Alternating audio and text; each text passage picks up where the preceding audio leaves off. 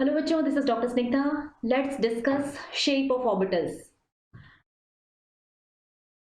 बच्चों, कुछ डेफिनेशन और कुछ कॉन्सेप्ट्स हम सीख लेते हैं। आपको पता है ये साई स्क्वायर, ये किसको रिप्रेजेंट कर रहा था? Probability density of finding electrons, है ना? ठीक है। साई स्क्वायर की maximum value, Sai square maximum, Sai maximum, ये किसको रिप्रेजेंट करता है? साई मैक्सिमम रिप्रेजेंट करता है ऑर्बिटल को। मतलब probability of finding electron maximum कहां पर होती है? ऑर्बिटल में, है ना? तो ये हो गया ऑर्बिटल। उसी तरह से इलेक्ट्रॉन के मिलने की प्रोबेबिलिटी जिस रीजन में नील होगी, जीरो होगी, उस रीजन को हम कहते हैं नोड। तो इलेक्ट्रॉन सबसे ज्यादा जहां पाया जाएगा उसे आप बोलोगे ऑर्बिटल, और जहां पे नहीं पाया जाएगा उस रीजन को आप बोलोगे नोड। ओके। साई स्क्वायर की मिनिमम वैल्यू कहां पर होती है? नोड पे होती है। कितनी होती है? जीरो होती है। ठीक है, ओके। तो नोड वो रीजन है जिस रीजन पे इलेक्ट्रॉन की मिलने की प्रोबेबिलिटी जीरो। लिख लेते हैं एक बार, node region in which probability of finding electron is zero। Okay, ठीक है। अब देखो क्या है कि हम पहले तो नोड्स कैलकुलेट करना सीख लेते हैं। नोड्स हमेशा उन रीजन को कहा जाता है जहां इलेक्ट्रॉन के मिलने की पॉसिबिलिटी जीरो होती है। लेकिन देखो, एक ये है एटम, ठीक है। इस एटम में यहां पर न्यूक्लियस है और इसके चारों ओर या फिर यहाँ पे इलेक्ट्रॉन की डेंसिटी है, इलेक्ट्रॉन क्लाउड प्रेजेंट है। अब आप ये बताओ कि अगर आप इंफिनिट डिस्टेंस पे चले जाओगे, इस एटम से अगर आप इंफिनिट डिस्टेंस पे चले जाओगे, तब तो वहां पर इलेक्ट्रॉन की मिलने की पॉसिबिलिटी जीरो ही होगी, है ना? आप किसी और पॉइंट पे चले जाओगे इसी रूम में, तो वहां पर भी इलेक्ट्रॉन की मिलने की पॉसिबिलिटी जीरो होगी। तो नोड आप रैंडमली किसी भी पॉइंट को नहीं बोलते हो। जहां पर इलेक्ट्रॉन नहीं मिलेगा वो तो ठीक है, लेकिन दुनिया में कहीं पर भी इलेक्ट्रॉन नहीं मिले तो सारे पॉइंट्स को हम नोड बोल देंगे, ऐसा नहीं है। नोड हमेशा आप उसी पॉइंट को बोलोगे जो ऑर्बिटल से एसोसिएटेड होगा। मतलब इलेक्ट्रॉन के मिलने की पॉसिबिलिटी जहां पर मैक्सिमम है, उसके आसपास जहां पर इलेक्ट्रॉन की मिलने की पॉसिबिलिटी जीरो है, उसी रीजन को आप नोड बोलते हो। ठीक है, तो हमेशा एक नोड जीरो इलेक्ट्रॉन वाला रीजन होता है, लेकिन एक नोड हमेशा एसोसिएटेड होता है, आसपास होता है ऑफ एन ऑर्बिटल। ठीक है, ओके। तो पहले हम देख लेते हैं नोड को की जो ब्रॉडर क्लासिफिकेशन है। नोड दो तरह के होते हैं ब्रॉडली। नोड को क्लासिफाई करा है दो तरह के नोड।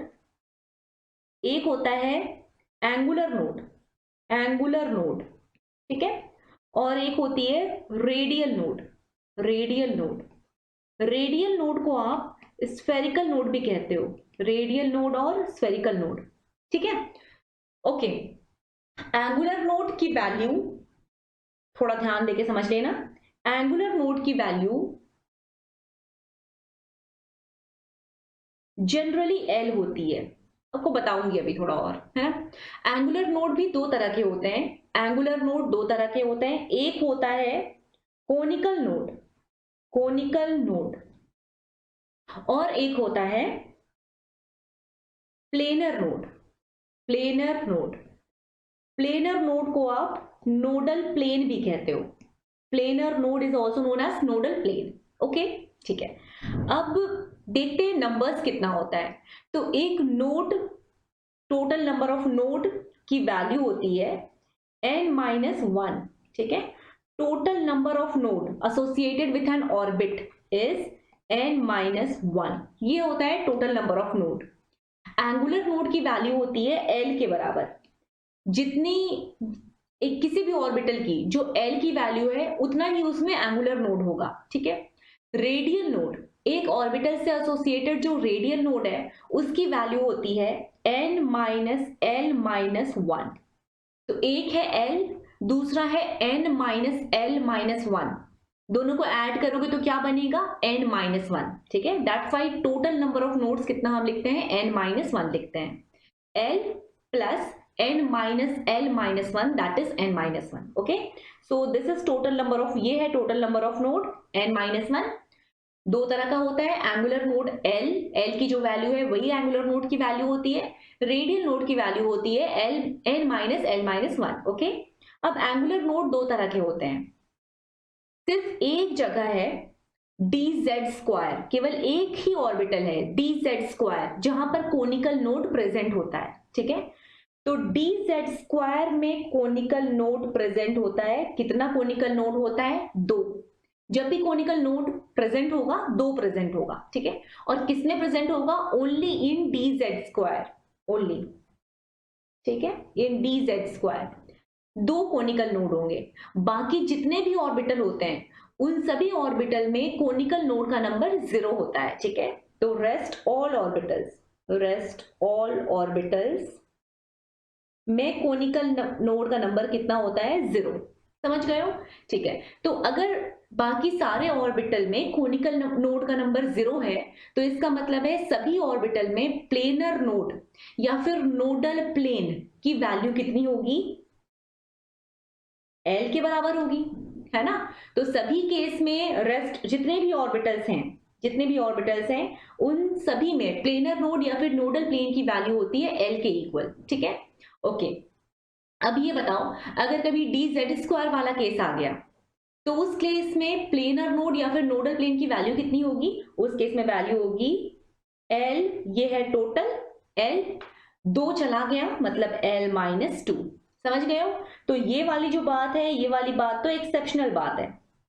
बाकी सारे केसेस में एंगुलर नोड का जो नंबर है वही नंबर होता है प्लेनर नोड का भी, वही नंबर होता है नोडल प्लेन का भी। सिर्फ और सिर्फ एक dz² का केस है जहां पर कोनिकल नोड आ जाते हैं, दैट्स वाई प्लेनर नोड या नोडल प्लेन का जो नंबर है वो L-2 रह जाता है। ठीक है, ओके। फॉर एग्जाम्पल हम कुछ केसेस देख लेते हैं।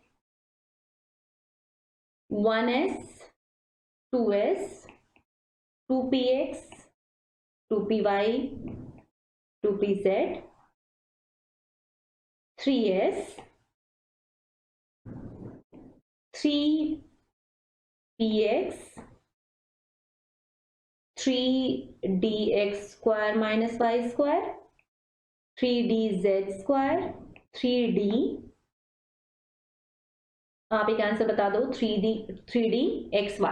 ठीक है, इन सभी का हम कैलकुलेट कर लेते हैं टोटल नोड्स कितना होगा और इंडिविजुअल नोड्स कितने कितने हैं। चलिए कैलकुलेट करते हैं। तो सबसे पहले है आपको बताना है, फर्स्ट ऑफ ऑल आपको बताना है एंगुलर नोड की वैल्यू। एंगुलर नोड कितना होगा ये बताएंगे फर्स्टली। उसके बाद आप बताओगे रेडियल नोड कितना होगा, ठीक है। रेडियल नोड का फॉर्मूला बताया ना, n-l-1। Okay, n-l-1, I hope n-l-1। चलो ये फॉर्मूला तो आपको याद है, मैं दोबारा से यहाँ लिख नहीं रही हूँ।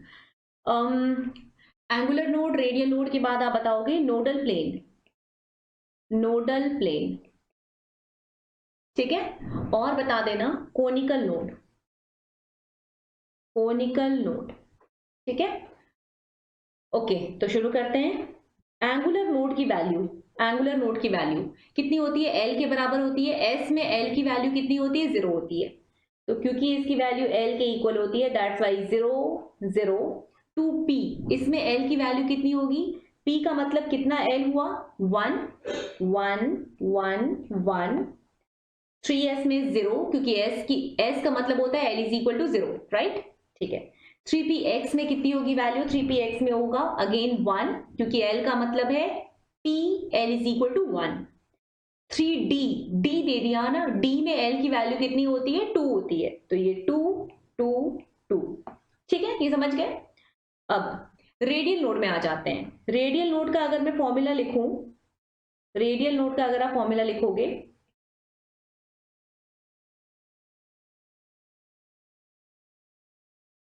ओके, तो हमारे रेडियल नोड का फॉर्मूला होता है n-l-1। सही बात है।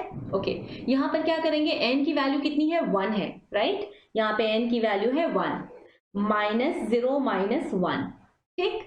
ओके, देन 2s में n की वैल्यू कितनी है? 2 -l, that is 0 -1।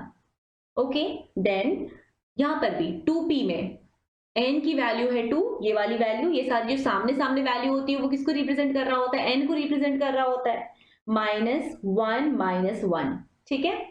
Okay, 2 -1 again, -1 तो फॉर्मूला में ही है, 2 -1 3s में क्या पुट करोगे, 3 -0 -1, यहाँ पे पुट करोगे 3 -1 -1, यहाँ पर 3 -2 -1, राइट, ठीक है। इधर 3 L की वैल्यू 2 होती है फॉर D, सो 3 -2 -1, और यहाँ पर 3 -2 -1 अगेन, ठीक है।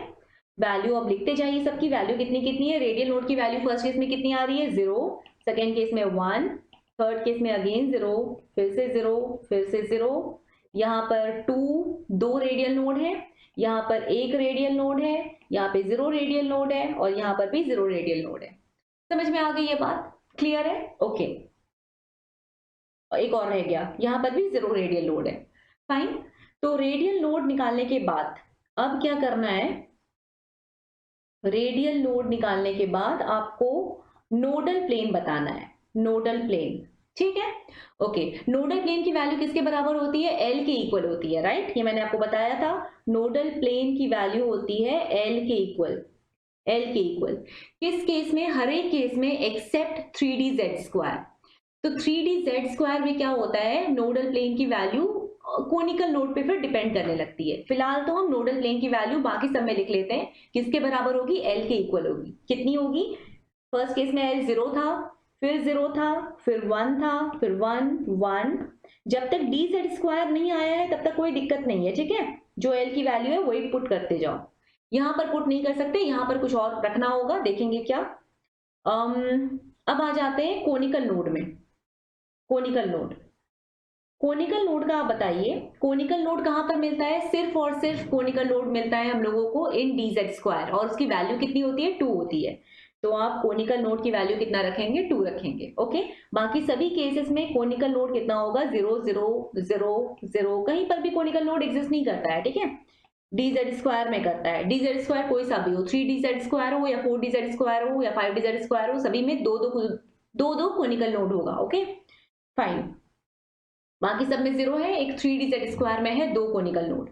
अब अगर इसमें 2 कोनिकल नोड है तो थोड़ा समझो, एंगुलर नोड की वैल्यू कितनी होती है, एल के बराबर होती है, कोनिकल नोड चला गया 2, तो इसका मतलब जो बचा है ना नोडल प्लेन, उसकी वैल्यू कितनी होगी, l - 2 होगी, राइट, ये मैंने आपको यहाँ पर समझाया था, l - 2। टोटल वैल्यू कितनी है, टोटल वैल्यू यहाँ पे आप देख लो, टोटल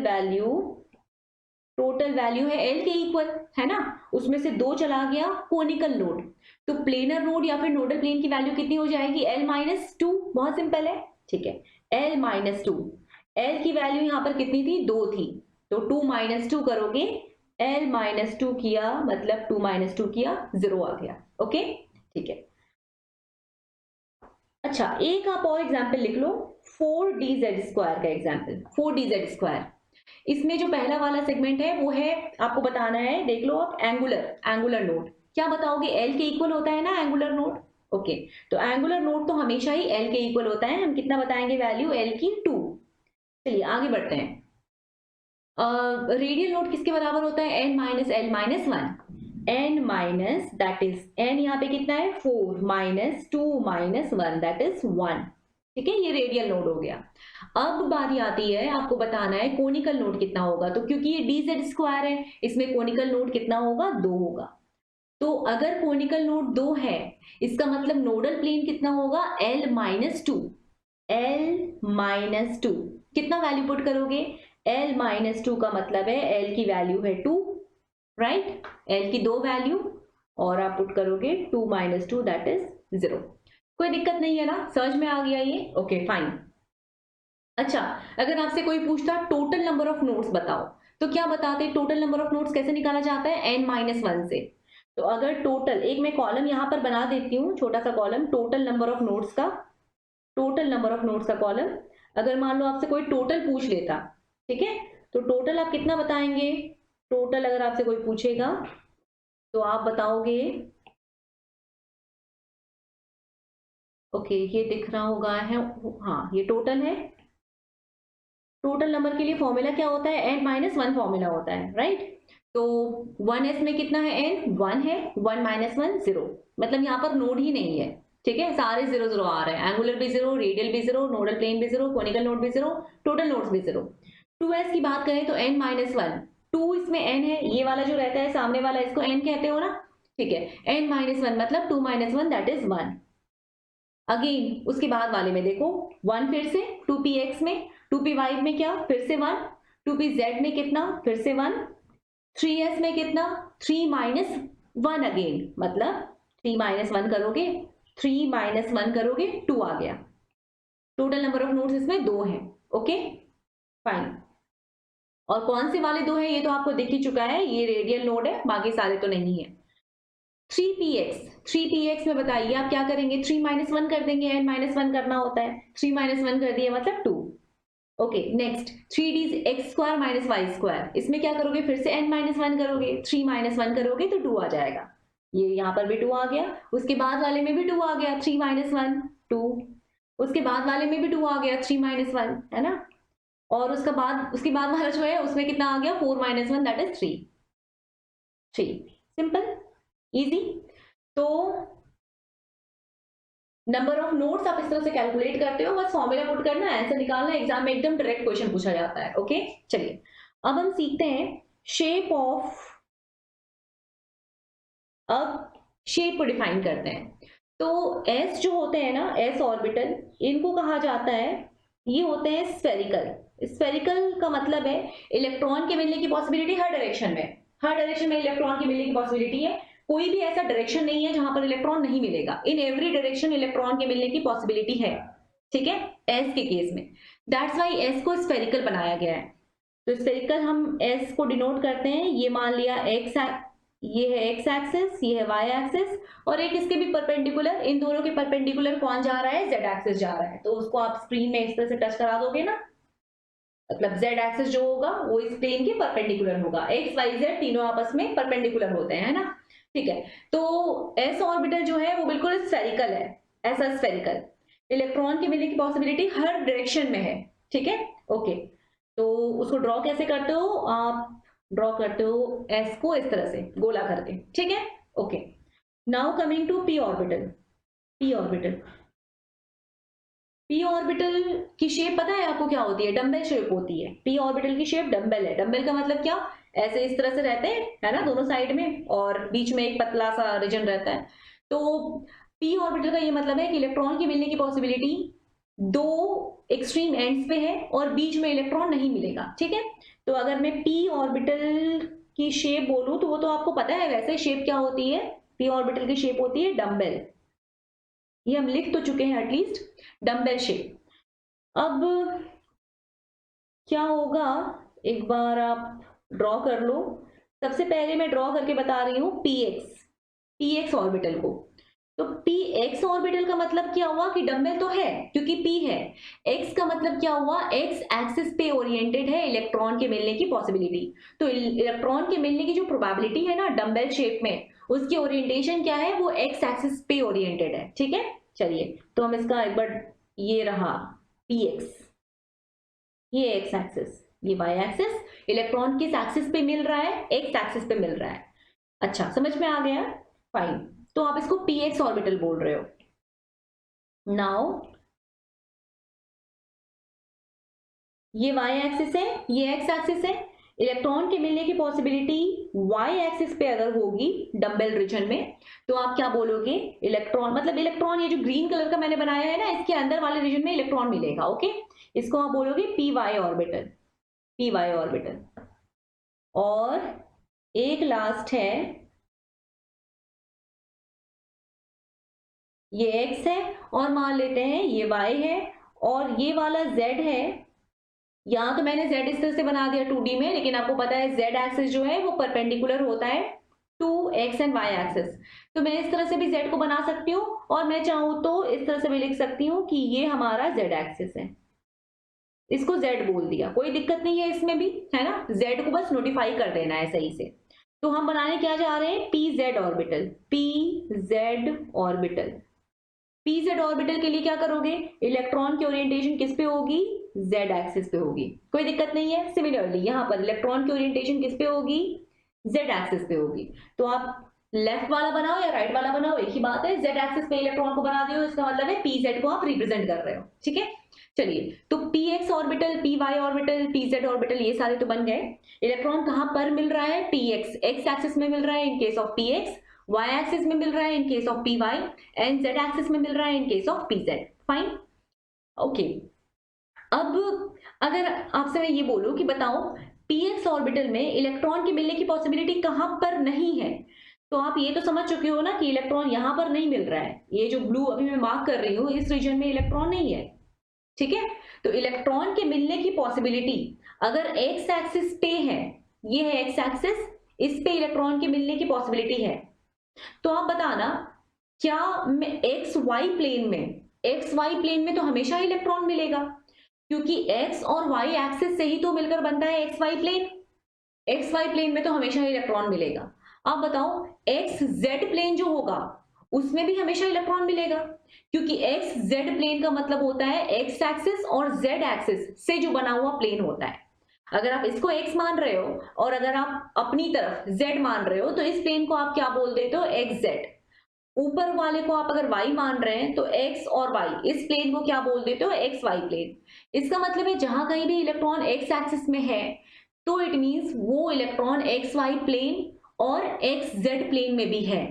तो वो कहां पर नहीं है, वो वाई जेड प्लेन में नहीं है। आप थोड़ा सोचो, आप अगर एक परपेंडिकुलर ड्रॉ करोगे यहां से, एक परपेंडिकुलर अगर आप यहां से उठाओगे ना, एक परपेंडिकुलर अगर आप यहां से उठाएंगे तो इसको काटता हुआ ये वाले रीजन, इस रीजन में तो इलेक्ट्रॉन नहीं है ना, ये वाले पॉइंट पे तो इलेक्ट्रॉन नहीं था।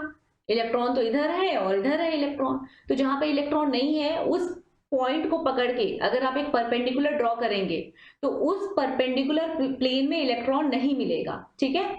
चलिए, तो इलेक्ट्रॉन कहां पर नहीं मिलेगा, फिर ये वाले प्लेन में इलेक्ट्रॉन नहीं मिलेगा, और उस प्लेन का नाम क्या बोलोगे, वो plane must not contain x axis, ठीक है। वाई जेड प्लेन, ये वाला जो आप प्लेन बनाओगे, ये वाला प्लेन वाई जेड प्लेन बोल रहे हो, उसमें एक्स एक्सिस नहीं आ रहा है। एक्स एक्सिस पे इलेक्ट्रॉन है, जिस भी प्लेन में एक्स एक्सिस नहीं आएगा वहां पे इलेक्ट्रॉन नहीं है, ओके। तो नोडल प्लेन यहां पर क्या कहलाएगा, nodal plane will be y Z plane. I hope समझ में आया। चलिए अब इधर देखते हैं पी वाई, वाई पे अगर इलेक्ट्रॉन है तो किस प्लेन में इलेक्ट्रॉन नहीं रहेगा, एक्स जेड में। वाई एक्स में रहेगा, वाई जेड में रहेगा, एक्स जेड प्लेन में नहीं रहेगा, ओके। तो नोडल प्लेन यहां पर क्या बोलोगे, नोडल प्लेन आप यहां पर बोलोगे एक्स जेड प्लेन। फाइन, चलिए नीचे वाले में आ जाते हैं P z orbital. P z orbital में नोडल प्लेन कहां पर होगा, पी जेड ऑर्बिटल में नोडल प्लेन होगा एक्स वाई प्लेन। जो एक्स वाई प्लेन है वही हो जाएगा नोडल प्लेन। उस प्लेन के अबाउट इलेक्ट्रॉन नहीं मिलेगा आपको, उस प्लेन के अबाउट आप किसी रीजन में देखोगे तो इलेक्ट्रॉन के मिलने की पॉसिबिलिटी 0 रहेगी, ठीक है। तो नोडल प्लेन, इसमें क्या बोलेंगे हम, नोडल प्लेन को हम यहां पर बोलेंगे जेड नहीं, यहां पर x y. Done, clear, okay. अब आ जाते हैं डी ऑर्बिटल में। डी ऑर्बिटल की शेप डिफाइन करते हैं। डी ऑर्बिटल की शेप क्या होती है, डबल डंबल, डबल डंबल, ये है डी ऑर्बिटल की शेप, ओके। ड्रॉ करते हैं कि करके, पहले d x y, d x y, ये जो डी एक्स वाई है ये है एक्स ऑर्बिटल, ये है y orbital. D x y की लोकेशन कहां पर होती है, एक्स एक्सिस पे नहीं, वाई एक्सिस पे नहीं, एक्स और वाई एक्सिस के बिल्कुल बीच में, ठीक है। At 45 degree to x axis and 45 degree to y axis. तो इलेक्ट्रॉन के मिलने की प्रोबेबिलिटी होगी, डबल डंबल आपको बनाना है, ये बनाया एक डंबल, और इसी प्लेन में एक्स एक्सिस और वाई एक्सिस के एक्स एक्सिस और वाई एक्सिस के बीच में बिल्कुल इलेक्ट्रॉन के मिलने की पॉसिबिलिटी है, 45 degree angle to x and y axis, ठीक है। तो डी एक्स वाई प्लेन में मिलेगा, ठीक है। और अच्छा आप ये बताओ कि यहाँ पर मैंने कितने सारे डी ऑर्बिटल बनाए हैं, एक डी ऑर्बिटल बनाया है या दो और डी ऑर्बिटल बनाया है? यहाँ पर सिर्फ एक ही डी ऑर्बिटल बना हुआ है ना? क्योंकि एक डी ऑर्बिटल की शेप डबल डंबल है, ये पी नहीं है, ये डी है। तो एक डी पूरा पूरा ये बना हुआ है, एक ही डी की शेप कैसी है? डबल डंबल शेप है। तो एक घर जो है उसकी शेप कैसी है? Double dumbbell. पी के केस में जो एक घर था उसकी शेप कैसी थी? डंबल। ओके, तो ये डी एक्स वाई है। अब आते हैं हम डी वाई जेड पे, डी वाई जेड पे, डी वाई जेड देख लेते हैं।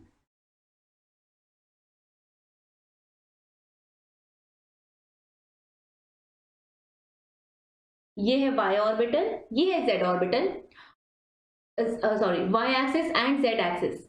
तो वाई एक्सिस और जेड एक्सिस के बीच में बिल्कुल 45 degree angle to Y and Z axis आपको मिलेगा d y z, d y Z.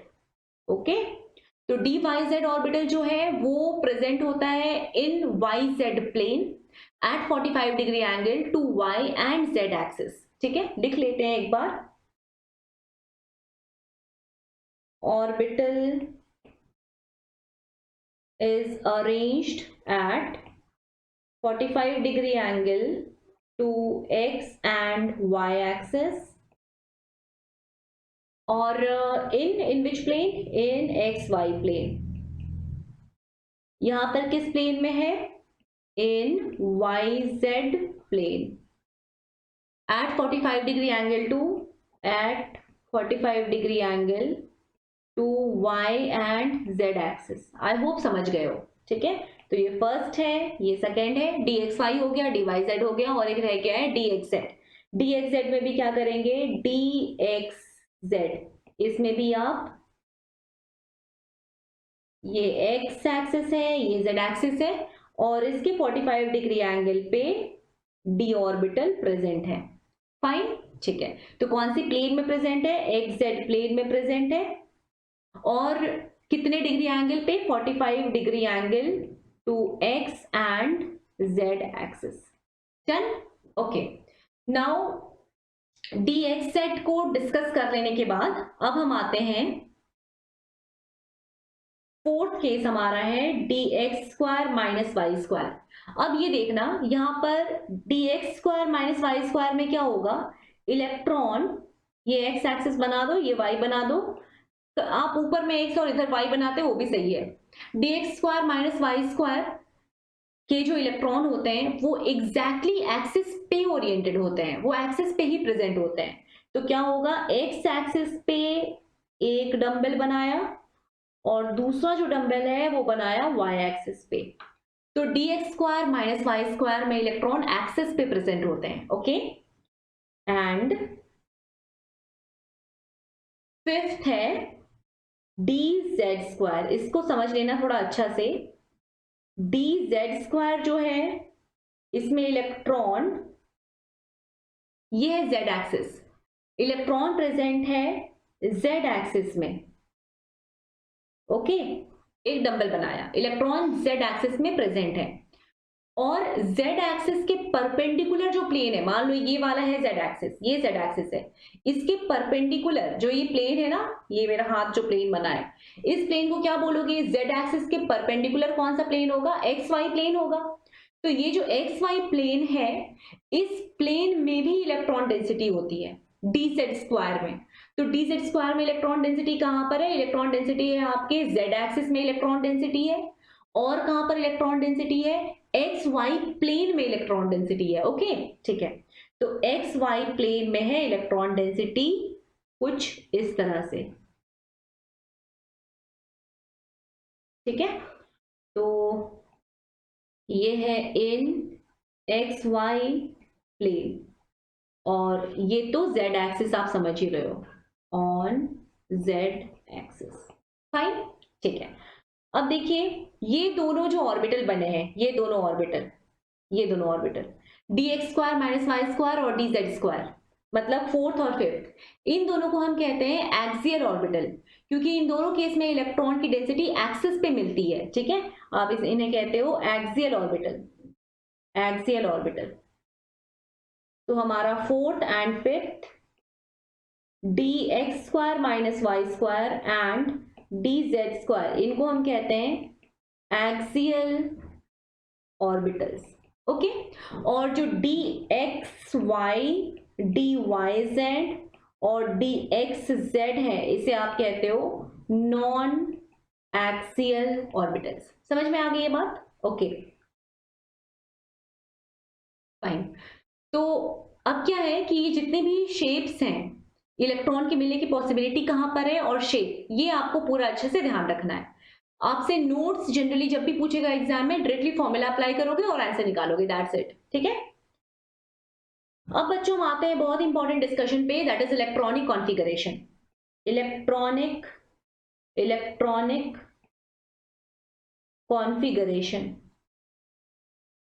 Electronic configuration क्या है? इलेक्ट्रॉनिक कॉन्फ़िगरेशन कैसे, क्या इसका मतलब क्या हुआ? एक एटम में जितने भी इलेक्ट्रॉन्स हैं, उन सभी इलेक्ट्रॉन्स की एग्जैक्टली लोकेशन को लिखना इज इलेक्ट्रॉनिक कॉन्फ़िगरेशन। मतलब इलेक्ट्रॉन 2s में प्रेजेंट है या 3s में प्रेजेंट है या 1s में प्रेजेंट है या 3px में प्रेजेंट है, सब कुछ आपको लिखना होता है। और फिर जब आप इलेक्ट्रॉन की अरेंजमेंट, एक एटम में इलेक्ट्रॉन किस तरह से अरेंज्ड है, वो जब लिख देते हो तो उस पूरे कॉन्फ़िगरेशन को आप बोलते हो इलेक्ट्रॉनिक कॉन्फ़िगरेशन। ठीक है, इलेक्ट्रॉनिक कॉन्फ़िगरेशन लिखा किस तरह से जाता है? कुछ बातों, कुछ रूल को फॉलो करके। सबसे पहला जो रूल है वो कहता है, सबसे पहला रूल हमारा होता है, while writing electronic configuration is Aufbau's principle।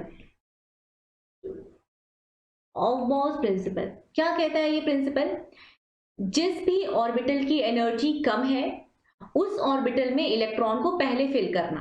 ठीक है, आपको एक एटम दिया हुआ है, उसमें 30 इलेक्ट्रॉन है और आप उसकी इलेक्ट्रॉनिक कॉन्फ़िगरेशन लिखना चाहते हो, तो आप ये ध्यान रखना कि इलेक्ट्रॉन पहले आप उन ऑर्बिटल में फिल करो जिन ऑर्बिटल की एनर्जी कम है। ठीक है, तो लिख लेते हैं। ऑफबाउ प्रिंसिपल क्या स्टेट करता है? Orbital with lower energy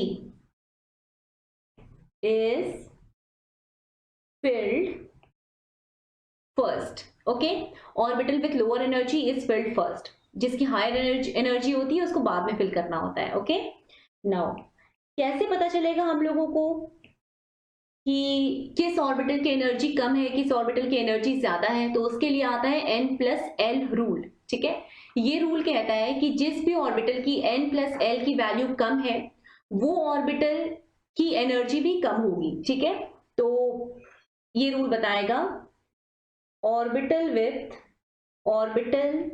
with lower value of n+l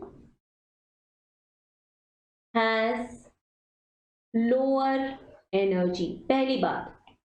दूसरी बात यह है, अगर दो ऑर्बिटल हैं और दोनों की n+l की वैल्यू सेम आ जाए, तो फिर आप कैसे डिसाइड करोगे किसकी एनर्जी ज्यादा है, किसकी एनर्जी कम है?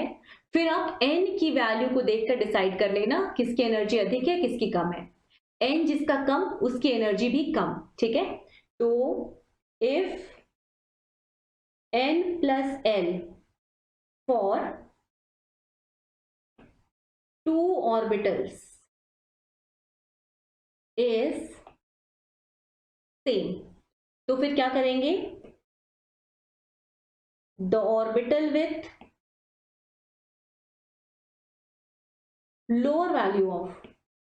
lower value of n has lesser energy। समझ गए हो? ठीक है, जिसकी n की वैल्यू कम है उसकी एनर्जी भी कम होगी। ओके, ठीक है। नाउ ये हमारे दो रूल थे, बहुत ही काम के रूल थे, बहुत ही इंपॉर्टेंट रूल थे। इन रूल्स को, ये दो रूल है और अभी दो रूल आएगा, उनको भी लिख ही लेते हैं। नेक्स्ट रूल है हमारा थर्ड, इलेक्ट्रॉनिक कॉन्फ़िगरेशन को लिखने के लिए थर्ड रूल है Pauli's exclusion principle. Pauli's exclusion principle, इसका क्या मतलब है? ये एक प्रिंसिपल, ये पॉली हमारे साइंटिस्ट थे, उनका कहना था कि देखो, एक ऑर्बिटल में मैक्सिमम 2 इलेक्ट्रॉन रह सकते हैं दो से ज्यादा इलेक्ट्रॉन नहीं रह सकता है, एक रहेगा इलेक्ट्रॉन या फिर दो इलेक्ट्रॉन रहेगा। एक इलेक्ट्रॉन रहा तो हम उसको बोलते हैं हाफ फिल्ड, दो इलेक्ट्रॉन रहता है तो हम उसे कहते हैं फुल्ली फिल्ड। तो पॉली का कहना था कि एक ऑर्बिटल में दो इलेक्ट्रॉन रह सकते हैं, लेकिन उन दोनों की स्पिन जरूर अपोजिट होगी। कभी भी सेम स्पिन वाला दो इलेक्ट्रॉन एक ऑर्बिटल में नहीं रह सकता है। ओके, ठीक है। मतलब पॉली का ये कहना था कि एक म्यान में दो तलवार रह सकती है, प्रोवाइडेड दोनों तलवार को अपोजिट डायरेक्शन में रखा गया हो, है ना। तो इस प्रिंसिपल को पहले तो हम लिख लेते हैं क्या था एग्जैक्टली, उसके बाद अभी मैंने आपको एक्सप्लेन कर दिया। फिर से ये प्रिंसिपल जब हम इलेक्ट्रॉनिक कॉन्फ़िगरेशन लिखेंगे तब ज्यादा समझ जाओगे। इनका कहना था no two atom can have no two electron can have same set of all four quantum numbers। तो इनका कहना था कि कभी भी दो इलेक्ट्रॉन इन एन एटम की कभी भी same set of all four quantum numbers नहीं हो सकती है। मतलब दो इलेक्ट्रॉन का अगर हम क्वांटम नंबर लिखने के लिए जाएं तो पहले लिखेंगे प्रिंसिपल क्वांटम नंबर, फिर सेकेंडरी, फिर मैग्नेटिक, और फिर लास्ट में लिखेंगे स्पिन क्वांटम नंबर। तो चारों के चारों दो इलेक्ट्रॉन में सेम कभी नहीं आ सकता है। इस बात को अभी हम देखेंगे, लेकिन इसको सिंप्लीफाई ऐसे ही किया गया है। सिंप्लीफिकेशन इसकी ये है, an orbital can contain two electron maximum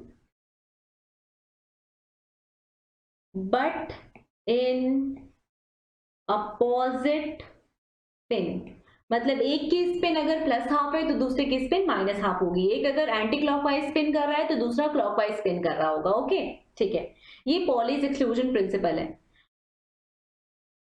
अब हम थोड़ा लास्ट प्रिंसिपल सीख ही लेते हैं। ये है hertz rule of maximum multiplicity.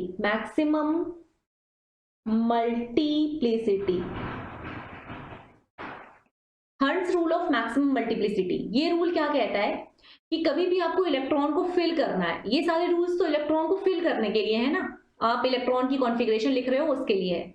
कभी भी आपको इलेक्ट्रॉन को फिल करना चाहते हो आप, और आपको तीन ऐसे ऑर्बिटल मिल गए जिनकी एनर्जी आपस में बराबर है। ये तो मैंने आपको बताया था कि एनर्जी जिसकी कम है उसको पहले फिल करना है, जिसकी एनर्जी ज्यादा है उसको बाद में फिल करना है। लेकिन अगर आपको तीन ऐसे ऑर्बिटल मिल जाएं जिसकी एनर्जी आपस में बराबर है, तो क्या करोगे उस केस में, आप तीनों को पहले एक इलेक्ट्रॉन दो, उसके बाद फिर पेयरिंग करना। मतलब ऐसा नहीं करना कि पहले वाले को ही दो इलेक्ट्रॉन दे दिया, उसके बाद सेकंड वाले में जा रहे हो, फिर थर्ड वाले में जा रहे हो। तो अगर कभी भी आपको तीन ऑर्बिटल ऐसा मिले, तीन घर ऐसा मिला है, ये तीनों घर हैं और ये तीनों जो घर हैं इनमें और आपके पास है चार इलेक्ट्रॉन, तो आप क्या करोगे, आप पहला इलेक्ट्रॉन यहां रखना, दूसरा इलेक्ट्रॉन यहां भरना, तीसरा इलेक्ट्रॉन यहां पर रखना, उसके बाद फोर्थ इलेक्ट्रॉन यहां पर रखना। समझ में आ गई बात। फिर फिफ्थ इलेक्ट्रॉन यहां फिल करना, फिर सिक्स्थ इलेक्ट्रॉन यहां पर फिल करना।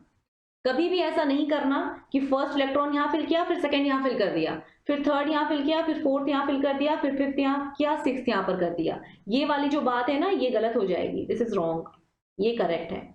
मतलब पहले सारे ऑर्बिटल जो सेम एनर्जी वाले हैं उनमें बिना डिफरेंशिएट किए, क्योंकि उनकी एनर्जी सेम है तो आप उनको डिफरेंशिएट ऐसे नहीं कर सकते ना, आप पहले सब में एक एक इलेक्ट्रॉन भरो, उसके बाद पेयरिंग स्टार्ट करो। ठीक है, तो ये चारों जो हमारे डिस्कशन है ये अभी आपको क्लियर होंगे जब हम इलेक्ट्रॉनिक कॉन्फ़िगरेशन लिखेंगे अभी तक। ठीक है, तो इसको एक बार डिफाइन तो कर लेते हैं। ये hertz rule of maximum multiplicity क्या कहती है, pairing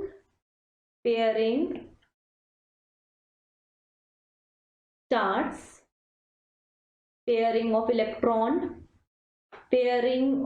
electron starts in an orbital only after all degenerate orbitals are singly filled। degenerate का मतलब होता है orbitals with same energy। degenerate orbitals का मतलब होता है ऑर्बिटल विथ सेम एनर्जी। ठीक है, तो जिनकी एनर्जी कम है उनको तो आपको पहले फिल करना ही है, उसके बाद आपको आगे बढ़ना है जिसकी एनर्जी ज्यादा है उसकी तरफ। लेकिन मान लो 3 ऑर्बिटल है, तीनों की एनर्जी सेम है, या 5 ऑर्बिटल है, पांचों की एनर्जी सेम है, तो उस केस में क्या करोगे, पहले सभी को सिंगली ऑक्युपाई करोगे, फिर पेयरिंग स्टार्ट करोगे। ठीक है, चलिए अब इसको हम एक एक करके एग्जाम्पल से देखते जाते हैं इन सारी बातों को। Hertz rule of maximum multiplicity देख रहे हैं।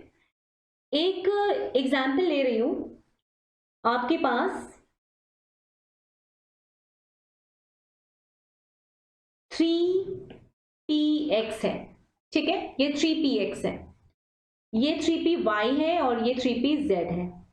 ठीक है, इसका मतलब क्या समझ रहे हो, 3 शेल का नंबर है ना, 3 नंबर है शेल का।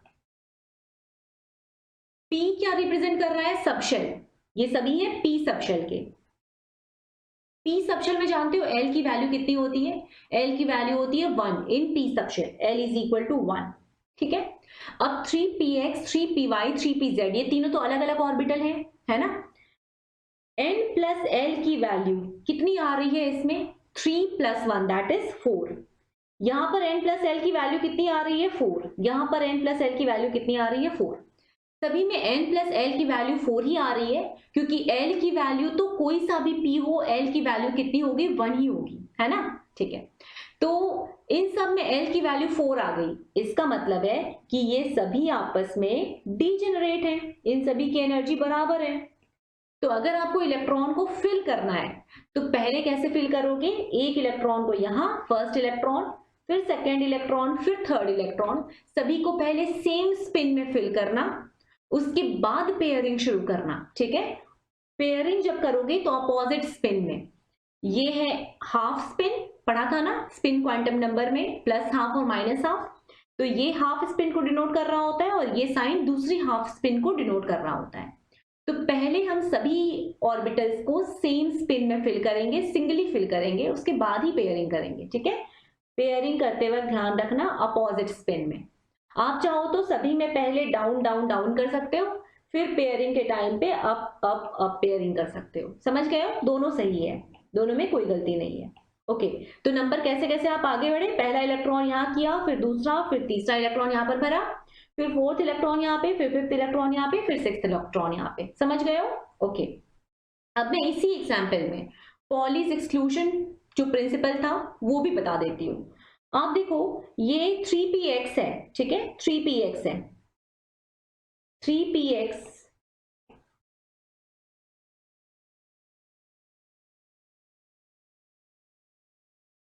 3px 3py और 3pz।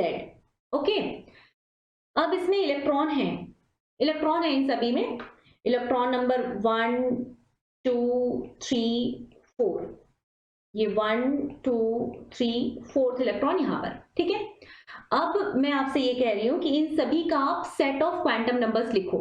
ओके, तो 3px इसमें आप क्या लिखोगे, यहां पे आप बोलोगे कि देखो मैम n की वैल्यू तो सभी में 3 है, n की वैल्यू तो सभी में 3 है, सही बात है ना, n सभी में कितना है, 3 3 3, और जो इधर वाला इलेक्ट्रॉन है, पहले वाले केस में तो 2 इलेक्ट्रॉन है ना, उसमें भी n की वैल्यू कितनी आएगी, 3 ही आएगी, क्योंकि वो भी किसमें है, 3px में है। ओके, तो हम बात कर रहे हैं, हम सभी इलेक्ट्रॉन की अलग अलग बात कर रहे हैं, और कलर चेंज करके लिख देती हूँ, आपको ज्यादा समझ में आएगा। हम बात कर रहे हैं पहले एक इस इलेक्ट्रॉन की, एक इस इलेक्ट्रॉन की, एक इस इलेक्ट्रॉन की, और एक इस वाले इलेक्ट्रॉन की। ओके, चलो n की वैल्यू लिखना स्टार्ट करते हैं। n क्या लिखोगे, पहले वाले इलेक्ट्रॉन के लिए 3 लिखोगे, राइट, दूसरे वाले इलेक्ट्रॉन के लिए n कितना लिखोगे, इसके लिए भी 3 लिखोगे, क्योंकि 3px है, 3 का मतलब वो सामने वाला जो है वो n को रिप्रेजेंट कर रहा है, ये भी n को रिप्रेजेंट कर रहा है, ये भी n को रिप्रेजेंट कर रहा है, इसका भी 3, इस वाले इलेक्ट्रॉन का भी 3 ही होगा। n की वैल्यू, l की वैल्यू कितनी होगी, क्योंकि ये p है, दैट्स वाई l की वैल्यू कितनी होगी फर्स्ट केस में, L1, दूसरे इलेक्ट्रॉन के लिए भी L1, तीसरे के लिए भी L1, उसके बाद वाले के लिए भी L1, ठीक है। अब आ जाते हैं मैग्नेटिक क्वांटम नंबर में। मैग्नेटिक मैंने आपको बताया था कि pz जो होता है उसकी वैल्यू 0 होती है, बाकी की जो वैल्यू है वो +1 या -1 आप कहीं पर भी लिख सकते हो। तो 3pz की वैल्यू कितना लिखोगे n की 0, और जो ये y है, मान लो मैं 3py को लिख रही हूँ -1, ओके, तो इसको अगर मैं -1 लिख देती हूँ तो 3px को क्या लिखूंगी, x को क्या लिखूंगी, +1 लिखूंगी, m इज इक्वल टू +1, मतलब ये भी +1 हो जाएगा और ये भी +1 हो जाएगा, ठीक है। तो अब देखो आप, ये तो 310 हो गया, n l m तीन क्वांटम नंबर 310 हो गए, यहां पर ये 31 - 1 हो गया, तो ये दोनों तो अलग हो गए, लेकिन जो इधर वाला इलेक्ट्रॉन था, आप इन दोनों को देखना, इन दोनों को फोकस करना, पहला और दूसरा इलेक्ट्रॉन जो सेम ऑर्बिटल में प्रेजेंट था, उन दोनों की तो n l और m ये तीनों वैल्यू सेम आ रही है ना, सेम सेम वैल्यू। तो अब आप क्या करोगे, क्योंकि वो 3 में है, p में है और x में भी है, दोनों सेम ही जगह पे प्रेजेंट है, सेम घर है, तो m तक की वैल्यू तो सेम आ गई है। इसका मतलब है अब डिफरेंस यहां पर कैसे आएगा, तो अब हम डिफरेंस लाएंगे इनमें स्पिन की हेल्प से। स्पिन क्वांटम नंबर एक का आप +½ बोलोगे, तो दूसरे का आप कितना बोलोगे, -½ ठीक है, +½ -½ डन। स्पिन क्वांटम नंबर दोनों का अलग अलग होगा, अगर आप दोनों का स्पिन क्वांटम नंबर अलग अलग कर देते हैं तो फिर पॉली की वो वाली बात कि all 4 set of quantum numbers of 2 electrons can never be equal, वो सही हो जाएगी, ठीक है। तो हम पॉली का ये वाला एक्सप्लेनेशन दें, या फिर हम ऐसा बोले कि एक ऑर्बिटल में 2 इलेक्ट्रॉन अगर प्रेजेंट हैं तो वो हमेशा अपोजिट स्पिन में भी प्रेजेंट होंगे, दोनों सेम बात है, ओके, ठीक है। तो चलो पॉली सीख गए, अब हम फाइनली आते हैं अपने ऑफ बाउ प्रिंसिपल क्या कहता था, जिसकी एनर्जी कम है वहां पे इलेक्ट्रॉन पहले जाएगा, और वो कहां से पता चला था, n+l रूल से एनर्जी मालूम हुई थी, है ना। तो थोड़ा लिख के देखते हैं, देखो ये 1 फर्स्ट ऑर्बिट में कौन प्रेजेंट होता है पता है, सिर्फ s सबशेल प्रेजेंट होता है। सेकेंड में कौन प्रेजेंट होता है, s प्रेजेंट होता है और p भी प्रेजेंट होता है, ये जानते हो, है ना। थर्ड में कौन प्रेजेंट होता है, s भी होता है, p भी होता है और d भी होता है, ओके। फोर्थ में कौन प्रेजेंट होता है, 4s 4p 4d 4f, कोई दिक्कत नहीं। 5 में कौन प्रेजेंट होता है, 5s 5p 5d 5f 5g, 5g तक के एलिमेंट्स हमारे पास है नहीं। 6 में कौन होगा, 6 में तो और भी ज्यादा होंगे, लेकिन हम 6d तक लिखेंगे, 6f तक लिख लेते हैं, चलो 7s 7p, 7th में कौन कौन होंगे, 7 शेल्स होंगे, 7 सब शेल्स होंगे, है ना। जो भी nth शेल होता है उसमें सब शेल कितने होते हैं, n ही होते हैं, 7s 7p 7d, इस तरह से करके एंड सो ऑन आप लिखते जाओगे, ओके। फिर लिखोगे 8s एंड सो ऑन। अब थोड़ा हम इनको एनर्जी वाइज अरेंज करते हैं, ये सारे जो ऑर्बिटल्स हैं इनको एनर्जी वाइज अरेंज करो। तो एनर्जी वाइज कैसे अरेंज करोगे, n+l रूल लगाकर अरेंज करोगे। तो मैं लिख रही हूं इसको, इसी बात को, ये सारे जो हैं इनको मैं एनर्जी वाइज लिखती हूँ, आप चेक करते जाना सही है या गलत है, ठीक है। तो सबसे पहले मैं लिख रही हूँ 1s, उसके बाद में लिख रही हूँ 2s, ओके, 1s के बाद लिख दिया 2s, थोड़ा छोटा लिखते हैं ज्यादा ठीक रहेगा, 1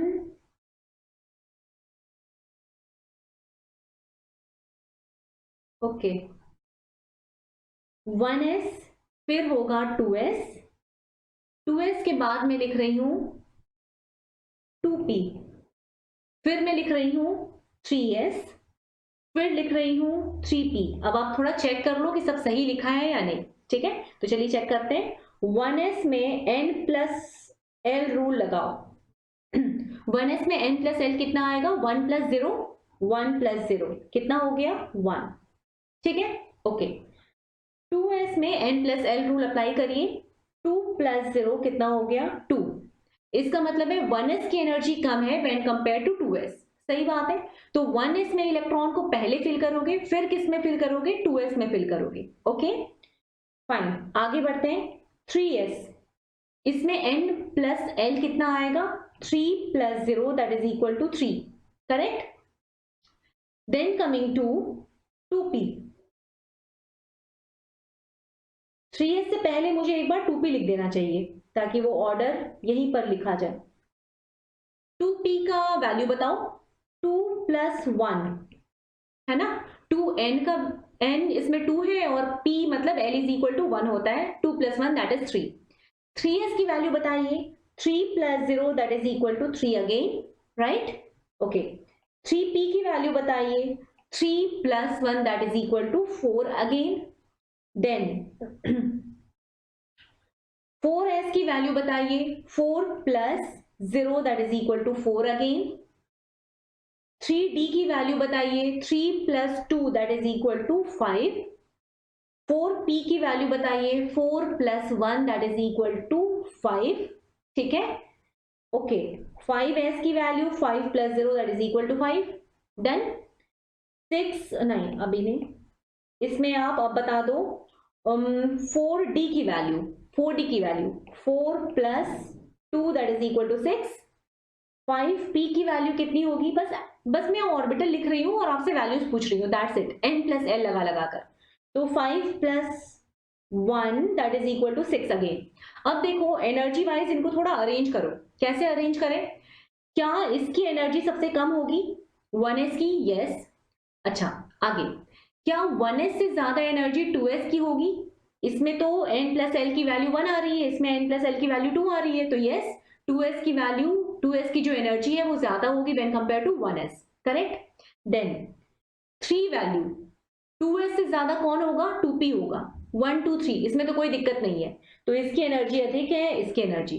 अब कंपैरिजन करना है, दोनों अगर 3 आ जाए, n + l की वैल्यू दोनों केस में कितनी आ गई है? 3 आ गई है, तो कैसे डिटरमिन करोगे? फिर स्मॉल n को देखकर आप डिसाइड करेंगे। n जो है वो इस केस में छोटा है, इस केस में n बड़ा है, तो जहां n छोटा है उसकी एनर्जी कम होगी, इसका मतलब है 2p की एनर्जी कम होगी दैन 3s। ओके, अब इन दोनों 4 को कंपेयर करो, तो एक में आ रहा है 3 + 1, एक में आ रहा है 4 + 0।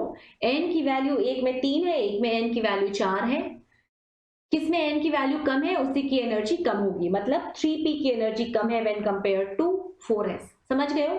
उसके बाद देखो 3d, 3d की एनर्जी कितनी है? 5, n + l कितना आ रहा है? 5, तो ऑब्वियसली 3d की जो एनर्जी है वो 4s से ज्यादा होगी, है ना? 4s में कितना आया सम? 4 आया, 5 और 3d में सम कितना आ रहा है? 5 आ रहा है, तो इट मींस 4s की एनर्जी कम है व्हेन कंपेयर टू 3d। कोई दिक्कत नहीं। अब आप कंपेयर करना इन दोनों में, इनमें 5 और 5 में, और एक और 5 में, ये सभी 5 ही आ रहे हैं, तो इन सब में बताइए, इन सब में n सबसे छोटा किसका है? इसका सबसे छोटा n है, फिर फोर्थ का n, फिर है फिफ्थ, ठीक है? 5s तो सबसे बड़ा n वाला है, तो इसकी एनर्जी भी मैक्सिमम होगी। ओके, तो इस तरह से करके मैंने एनर्जी वाइज अरेंज कर दिया है ऑर्बिटल्स को। आपको ये जो सीक्वेंस है, इस सीक्वेंस को याद रखना है, ठीक है? सीक्वेंस को याद रखने के लिए मैं आपका एक हेल्प कर देती हूँ। 1s, देखो s के बाद p आएगा, क्या याद रखोगे? s के बाद p आएगा, तो 1s, 1p होता है क्या? नहीं होता है ना, 1 में सिर्फ s होता है, पहले वाले शेल में सिर्फ एक सब शेल होते हैं, दूसरे वाले शेल में मतलब 2 शेल में, सेकेंड शेल में 2 सब शेल होते हैं, s और p, तो 2 में s p आता है, 3 में कौन आता है? 3 में s भी होते हैं, p भी होता है और d भी होता है, राइट? तो चलो लिखते हैं 1s, फिर 2s, उसके बाद 2p, फिर 3s, फिर 3p, ओके, फिर होगा 4s, फिर आएगा 4s, उसके बाद आएगा 3d, ये ध्यान रखेंगे। s के बाद p तो आता है ना? s के बाद p आना इज ओके, तो 1s is fine, 2s 2p, 3s के बाद 3p आएगा, 4s के बाद 4p नहीं आकर 3d आता है, 4s के बाद आपको अलर्ट हो जाना है, 4s के बाद 4p नहीं आकर 3d आता है, क्यों? क्योंकि यहां पर मैंने बताया, देखो 4s के बाद 4p नहीं आकर 3d आता है, क्योंकि 3d की एनर्जी 4s से अधिक है और 3d की एनर्जी 4p से कम है, ठीक है? इसलिए आप इसको 4s के बाद प्लेस करते हो, करेक्ट? ओके, तो 4s के बाद होता है 3d, 3d के बाद होता है 4p, s के बाद p तो चलता रहेगा, बीच बीच में कहीं कहीं पर दिक्कतें आएंगी। 4s हो गया, फिर 3d आया, फिर 4p आया, फिर आते हैं 5s में। ओके, 5s के बाद अब वो ट्रेंड चालू हो गया है, 4s के बाद आप अलर्ट हुए हो, फिर वो ट्रेंड चालू हो गया है। 5s के बाद कौन आएगा? 4d आएगा, 4d, और फिर क्या आएगा? 5p। करेक्ट, 5s के बाद 4d फिर 5p, यहां पर भी d, s के बाद p नहीं आया, d आया है बीच में। ओके, तो 5s 5p के बीच में 4d आया है।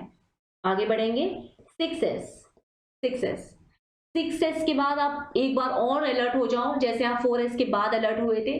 6s के बाद आता है 4f, 4f, फिर आता है 5d, फिर आता है 6p। ओके, तो 6s और p के बीच में बहुत बड़ी हर्डल है 4f और 5d। ओके, ठीक है, 6p तक हो गया। अब आगे आते हैं 7 में, 7, 7s, 7s के बाद वो ट्रेंड शुरू हो चुका है, तो क्या लिखोगे? पहले 5f लिखोगे, 5f, 5f, फिर 6d लिखेंगे, फिर 7p लिखेंगे। करेक्ट, तो ये दोनों बीच में आते हैं, 7s के बाद आते हैं। तो आप अलर्ट कहां पर हुए हो? आप अलर्ट हुए हो 4s के बाद, तो फोर्थ शेल के बाद थर्ड शेल का डी सब शेल फिल होगा जब हम लोग इलेक्ट्रॉनिक कॉन्फ़िगरेशन लिखेंगे तब। ठीक है, ऐसा क्यों हो रहा है? एनर्जी वाइज हम अरेंज किए हैं सभी को। 6s के बाद 4f क्यों आया? 6s के बाद 4f इसलिए आ रहा है क्योंकि 6s की एनर्जी कितनी है? 6 + 0 एनर्जी निकालते हो आप n + l से, 6 + 0, 4f में कितना? n + l, मतलब 4 + f की वैल्यू l = 3 होती है, SPDF 0 1 2 3। ठीक है, तो 4f में कितना बन रहा है? n + l 7 बन रहा है। 6s में कितना बन रहा है? 6 बन रहा है। ओके, ठीक है, दैट्स वाई 6s से ज्यादा एनर्जी 4f की है, तो वो आगे बाद में फिल होता है। ठीक है, क्लियर? ओके, अब इलेक्ट्रॉन कितना कितना फिल करेंगे आप? तो s में इलेक्ट्रॉन मैक्सिमम कितने हो सकते हैं बच्चों? जो s शेल होता है ना, s में तो सिर्फ एक ही ऑर्बिटल होता है, याद होगा आपको, s में सिर्फ एक ऑर्बिटल होता है, तो इसमें कितने इलेक्ट्रॉन फिल हो सकते हैं? मैक्सिमम 2। p में कितने ऑर्बिटल होते हैं? एक p सबशेल में कितने ऑर्बिटल होते हैं? 3 ऑर्बिटल होते हैं, px, py, pz, ये 3 ऑर्बिटल होते हैं। एक इलेक्ट्रॉन, एक इलेक्ट्रॉन, एक इलेक्ट्रॉन फिल हुआ, राइट, और फिर से पेयरिंग हो गई। तो जो p सबशेल है, क्योंकि उसमें 3 ऑर्बिटल होते हैं, 3 घर होता है, 3 तरह का घर होता है, दैट्स वाई p में मैक्सिमम कितने इलेक्ट्रॉन्स हो सकते हैं? 6। तो p में 6 इलेक्ट्रॉन मैक्सिमम रह सकता है, s में कितना इलेक्ट्रॉन रह सकता है? मैक्सिमम 2। तो p सबशेल में 3 घर हैं, दैट्स वाई p में मैक्सिमम इलेक्ट्रॉन 6 रह सकते हैं। ओके, सिमिलरली d की बात करें, d में कितना घर होता है बच्चा? d में होते हैं 5 घर, 5 आया था ना, 5 टाइप्स ऑफ d आप पढ़े हो, 1 2 3 5 ऑर्बिटल्स होते हैं d में, है ना, 5 घर होते हैं d में। इन सभी में इलेक्ट्रॉन कैसे? 1 2 3 4 5 6 7 8 9 10, मैक्सिमम इनमें कितना इलेक्ट्रॉन आ सकता है? 10 इलेक्ट्रॉन आ सकता है। तो s में मैक्सिमम 2 इलेक्ट्रॉन आता है, p में मैक्सिमम 6 इलेक्ट्रॉन आता है, और d में मैक्सिमम कितना इलेक्ट्रॉन आता है? 10 इलेक्ट्रॉन आता है। ओके, ठीक है, अब इलेक्ट्रॉन को फिल करो। तो 1s में आपने इलेक्ट्रॉन को फिल करा, मैक्सिमम कितना इलेक्ट्रॉन फिल करोगे? 1s में s है इसलिए 2 इलेक्ट्रॉन फिल करेंगे। 1s और 2s में क्या फर्क है? मैंने आपको लास्ट क्लास में लिखवाया था ये। 1s का मतलब होता है s subshell of first shell, 2s का मतलब होता है s subshell of second shell. ठीक है, इसमें भी मैक्सिमम कितना इलेक्ट्रॉन हो सकता है? 2। इसमें मैक्सिमम कितना इलेक्ट्रॉन हो सकता है? 6। p में मैक्सिमम 6, s में 2, p में 6, s में 2, d में 10, p में 6 इलेक्ट्रॉन, 5 s में कितने इलेक्ट्रॉन होंगे? 2 मैक्सिमम इलेक्ट्रॉन होंगे, 4d, मतलब ऊपर ऊपर में इलेक्ट्रॉन लिखा जाता है। ठीक है, 4p के ऊपर, 3d के ऊपर, 4d में इलेक्ट्रॉन मैक्सिमम कितना होगा? d है तो 10 इलेक्ट्रॉन होगा। 5p में मैक्सिमम कितना इलेक्ट्रॉन होगा? 6 इलेक्ट्रॉन होगा। s में 2 इलेक्ट्रॉन होगा। d में अभी आपने सीख लिया कितना? 10। p में कितना सीखा? 6। यहां पर भी d में 10, p में 6, s में 2, और f रह गया।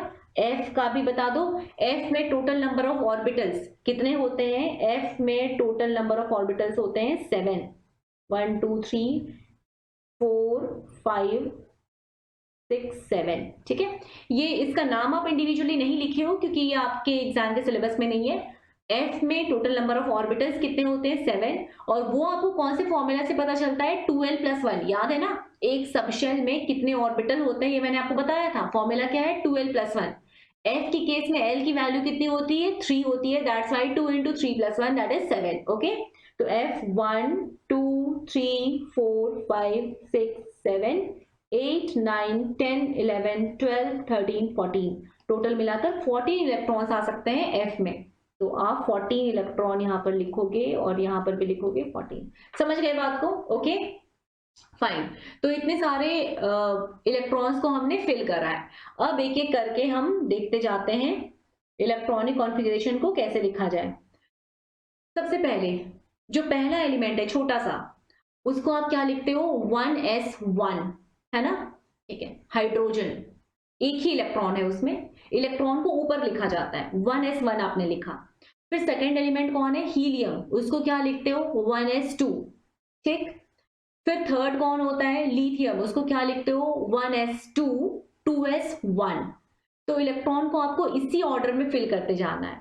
ओके चलिए, अब हाइड्रोजन अगर लिखना हो तो क्या लिखोगे 1s1 लिखोगे। ठीक, हीलियम, हीलियम का नंबर कितना होता है 2, तो क्या लिखेंगे, ये साथ में मैं एटॉमिक नंबर भी लिखते जाती हूँ, 1 है, इसका 2 है। ठीक है, क्या लिखोगे आप हीलियम के लिए, हीलियम के लिए आप लिखोगे 1s2। ठीक, उसके बाद लिथियम होता है, लिथियम का नंबर 3 है, beryllium, boron, carbon, nitrogen, oxygen, fluorine, neon, 5 6 7 8 9 10। ठीक है, चलिए लिखते हैं।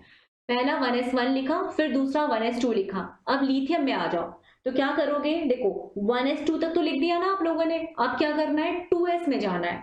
2s में कितना इलेक्ट्रॉन रखोगे, लिथियम के पास टोटल 3 इलेक्ट्रॉन है, 2 तो 1s में रह गया, 2s में 1 इलेक्ट्रॉन आ गया। समझ रहे हो, 1s की एनर्जी कम थी, 2s की एनर्जी ज्यादा है, तो 1s में 2 इलेक्ट्रॉन है, 2s में एक इलेक्ट्रॉन जो था बचा हुआ वो आ गया है, तो उसको फिल कर दीजिए। लिखते हैं 1s2 2s1। ओके, आगे बेरिलियम में क्या लिखोगे 1s2 2s2 1s2 2s2, 4 electron है, 2 2 फिल करिए। पहले इसमें 2 फिल किया, फिर 2s में गए आगे, फिर वहां पर जाकर 2 इलेक्ट्रॉन फिल किया।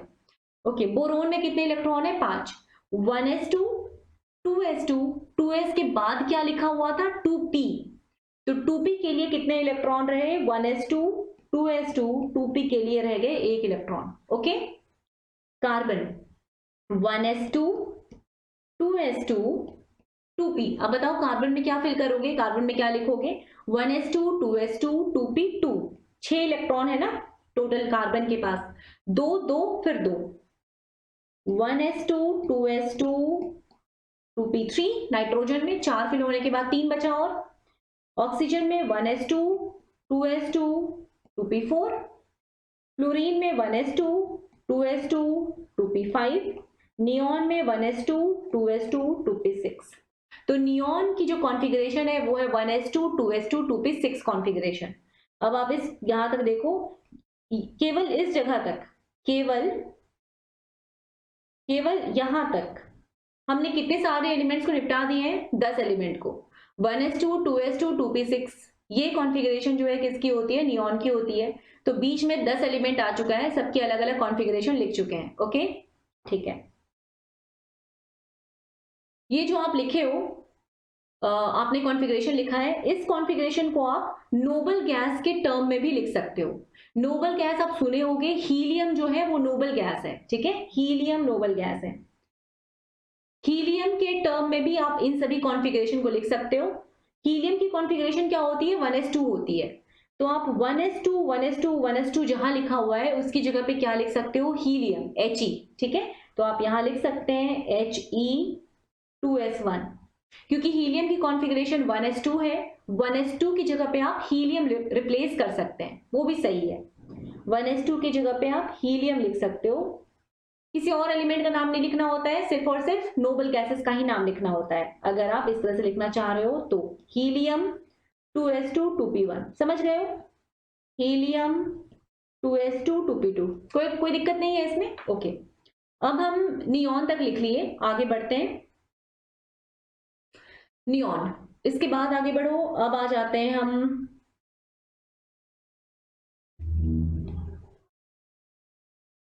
Sodium, magnesium, aluminium, silicon,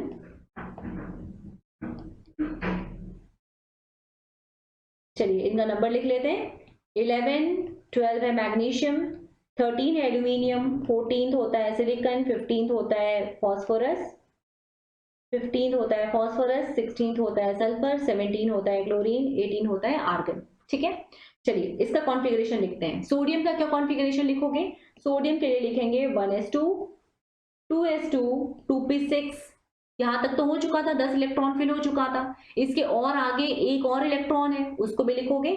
2p6 के बाद क्या लिखा जाता है? 3s लिखा जाता है, तो 3s1। Okay, 1s2 2s2 2p6 3s2, 1s2 2s2 2p6 3s2। s2 में और 3 तो नहीं डाल सकते ना, एक और जो एक्स्ट्रा इलेक्ट्रॉन है उसको आगे रखेंगे, कहां पर रखेंगे? 3p1 में रखेंगे।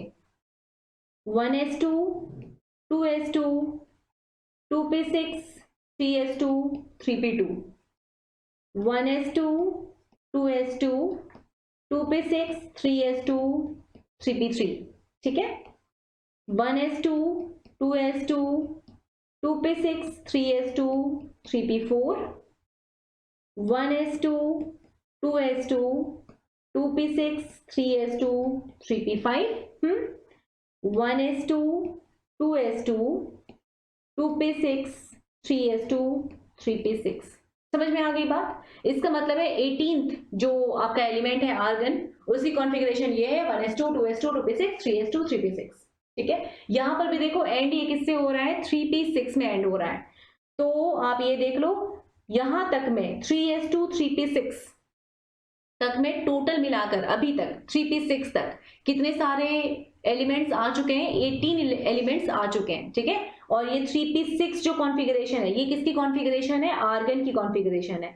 ये वाली किसकी कॉन्फ़िगरेशन थी? नियॉन की कॉन्फ़िगरेशन थी, राइट। और ये 1s2 किसकी कॉन्फ़िगरेशन थी? ये हीलियम की कॉन्फ़िगरेशन थी। और बीच बीच में बहुत सारे एलिमेंट्स आते गए, एक एक इलेक्ट्रॉन बढ़ता गया, एक एक एलिमेंट आगे बढ़ते गए। ठीक है, ओके। अब कॉन्फ़िगरेशन को जो मैंने लिखा है इसको मैं लिख देती हूँ नोबल गैस के टर्म्स में। कैसे लिखेंगे? तो नोबल गैस जो नियॉन है, कितना? 1s2 2s2 2p6 नियॉन है। तो आप ये पूरे को नियॉन से रिप्लेस कर सकते हो, इस पूरे को नियॉन से रिप्लेस कर सकते हो, और जो बचा हुआ कॉन्फ़िगरेशन है वो लिख सकते हो। तो इसको आप लिख सकते हो सोडियम को नियॉन 3s1, इसको भी आप लिख सकते हो नियॉन 3s2, इसे आप लिख सकते हो neon 3s2 3p1। I hope आपको समझ में आ गई है बात, किस तरह से नोबल गैस के साथ लिखते हैं। तो जहां तक नोबल गैस कोई आ रहा है उसकी जगह पे आप सीधा उस नोबल गैस का नाम लिख दो, दैट्स इट। ओके, ठीक है। अब आगे बढ़ते हैं और आर्गन।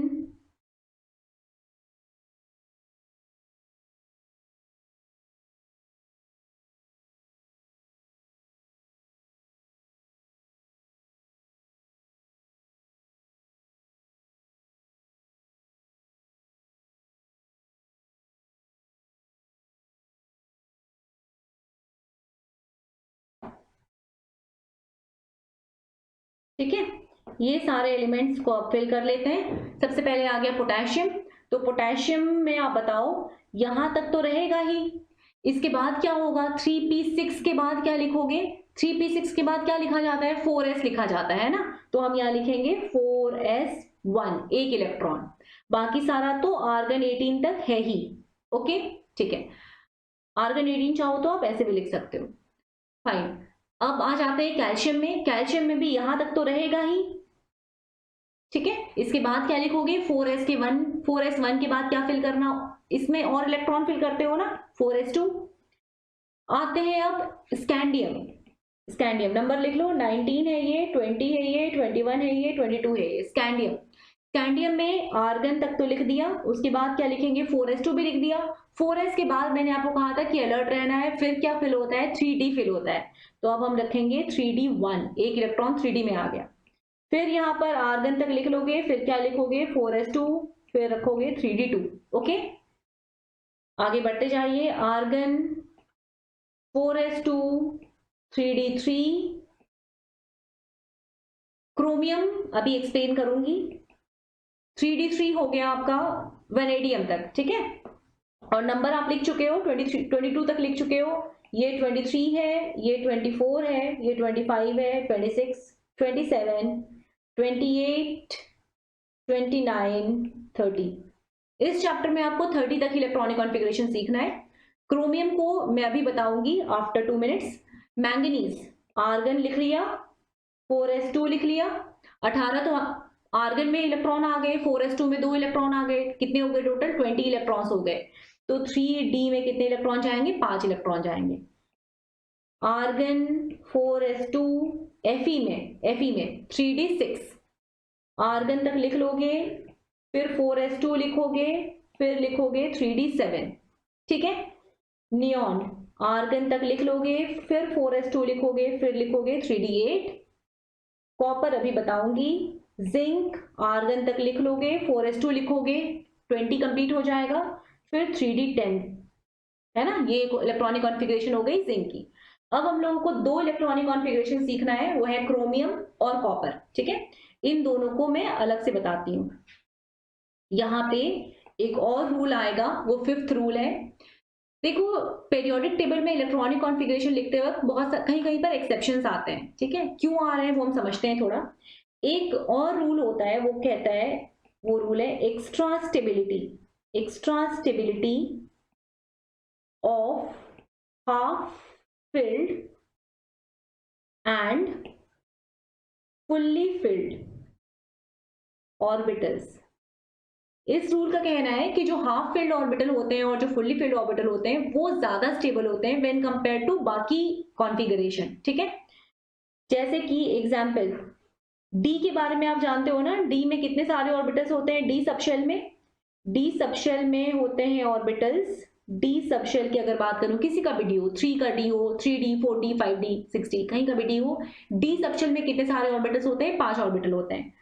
तो हाफ फील्ड अगर लिखूंगी तो इस तरह से बनाऊंगी डी ऑर्बिटल को, ये हो गया हाफ फील्ड, ठीक है, ये हाफ फील्ड हो गया।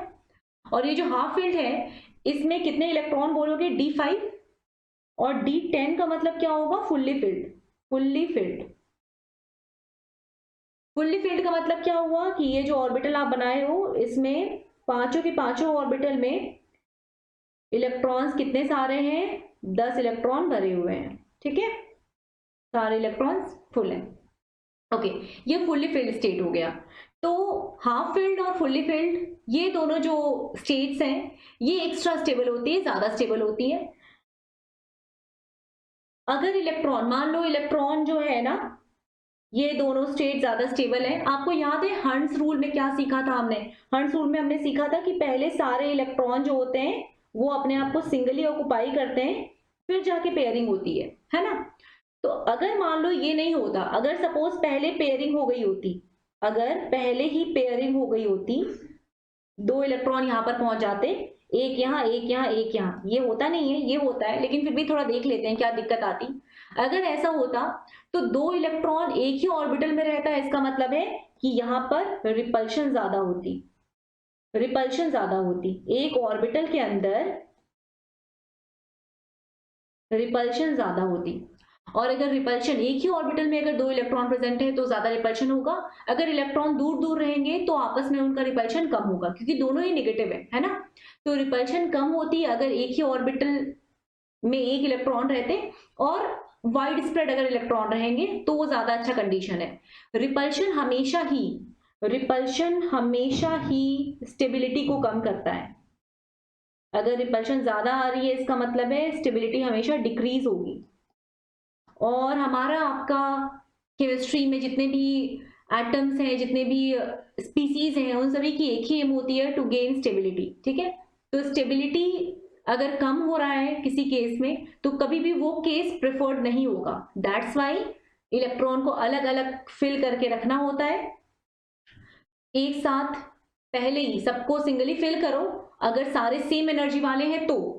अगर एनर्जी डिफरेंस है फिर तो कोई बात ही नहीं है, एनर्जी डिफरेंस है तब तो पहले आप कम एनर्जी वाले को फिल करोगे, फिर आप ज्यादा एनर्जी वाले को फिल करोगे। लेकिन अगर 5 ऑर्बिटल है, पांचों की एनर्जी सेम है क्योंकि उनकी n+l की वैल्यू सेम आ रही है, उस केस में आपको इन पांचों को पहले एक एक इलेक्ट्रॉन से फिल करना है, उसके बाद पेयरिंग शुरू करनी है। ठीक है, तो ये 2 पॉइंट मैंने आपको अभी बताया, क्योंकि इन दोनों पॉइंट पे अभी हम कॉन्सेप्ट को आगे बढ़ाने वाले हैं। D5, D10 ये दोनों ज्यादा स्टेबल होगा when compare to partially filled states. और अगर मान लो P की बात करती, अगर यहाँ पे मैं P को लिखी होती ना, तो P के केस में क्या होता, P के केस में 1 2 3, और फुल्ली फिल्ड किसको बोलते हैं आप, 1 2 3 4 5 6, इसको बोलते हैं फुल्ली फिल्ड। ठीक है, ये P की स्टेट होती, P3 और P6। F में क्या होता, F7 और F14। ओके, तो अब हम क्रोमियम की बात कर लेते हैं, जो छोड़ दिया था यहाँ पर। क्रोमियम, क्रोमियम को अगर लिखोगे तो पहले तो आर्गन तक लिखोगे, आर्गन तक लिखोगे, उसके बाद क्या लिखोगे, आप लिखोगे 4s2 3d4, है ना, 4s2 3d4। पहले 4s में इलेक्ट्रॉन को भेजोगे, फिर 3d4 लिखोगे। लेकिन आपको पता है 3d5 का क्या मतलब होता है, 3d5 is half filled orbital. D में 10 अगर हुआ तो फुल्ली फिल्ड है, डी में अगर 5 हुआ तो हाफ फिल्ड है।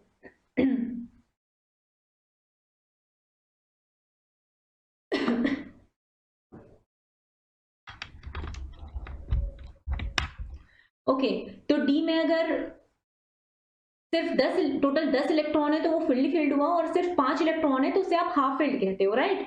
हाफ फिल्ड का मतलब हो जाएगा 3d5 कॉन्फ़िगरेशन। तो क्रोमियम में क्या होता है कि 4s से एक इलेक्ट्रॉन उठकर 3d में चला जाता है। क्रोमियम के केस में, क्रोमियम का जो केस है वो क्या था, argon 3d4 4s2 4s2 3d4। 3d4 का मतलब क्या, 3d4 का ये मतलब 1 2 3 1 2 3 4, ठीक है, और 4s है यहाँ पर।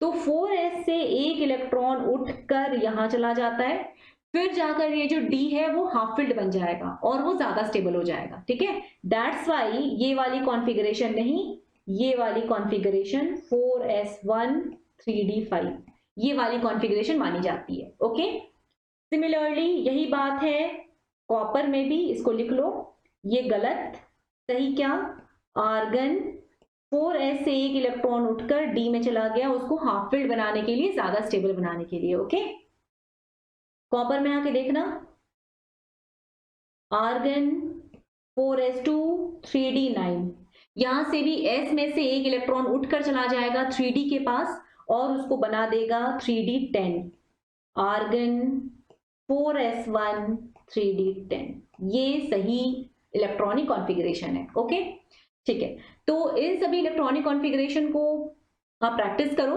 अभी आपको एटॉमिक स्ट्रक्चर में सिर्फ 30 तक ही सीखना है, और भी इलेक्ट्रॉनिक कॉन्फ़िगरेशन में कहां पर एक्सेप्शन आएगी वो आप रेस्पेक्टिव ब्लॉक्स में सीखोगे, S block, P block, D, F block, वहां पर। ठीक है, अभी आपको सिर्फ इतना आना चाहिए। एक्सेप्शन जो है क्रोमियम और कॉपर, उनको ध्यान रखना, क्यों है वो, so that extra stability D को प्रोवाइड हो पाए। ओके, दैट्स वाई उनमें थोड़ा कॉन्फ़िगरेशन बदल जाता है। फाइन, ओके,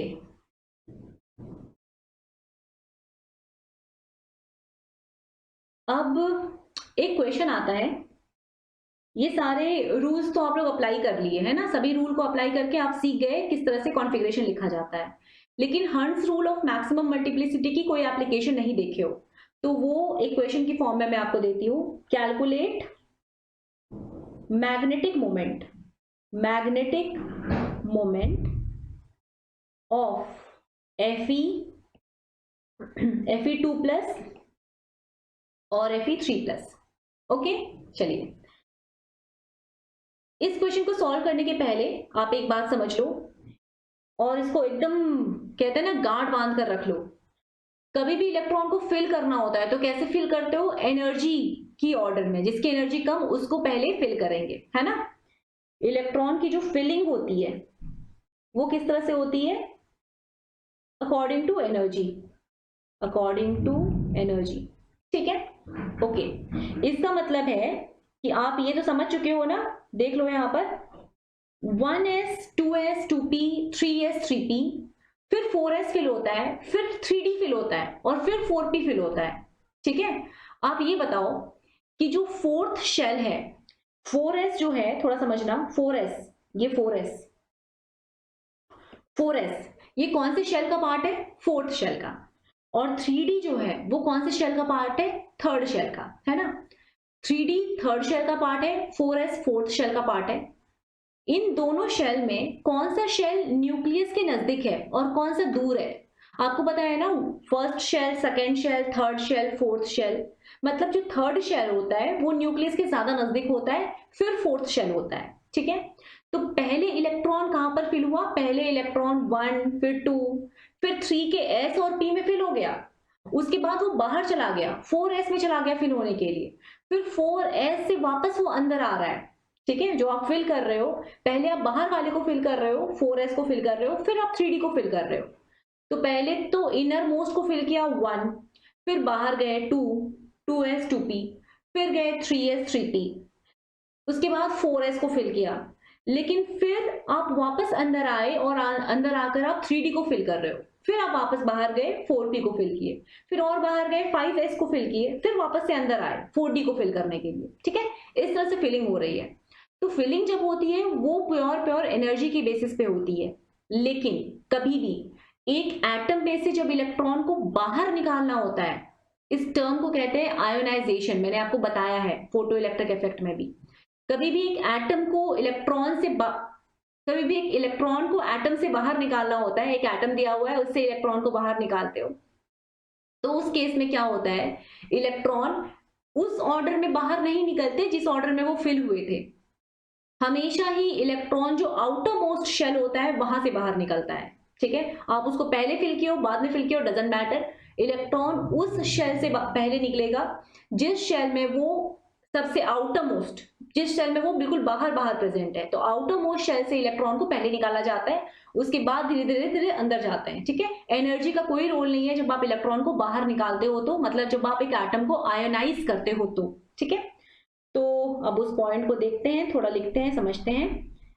इलेक्ट्रॉन की फिलिंग होगी अकॉर्डिंग टू एनर्जी। ओके, लेकिन आयोनाइजेशन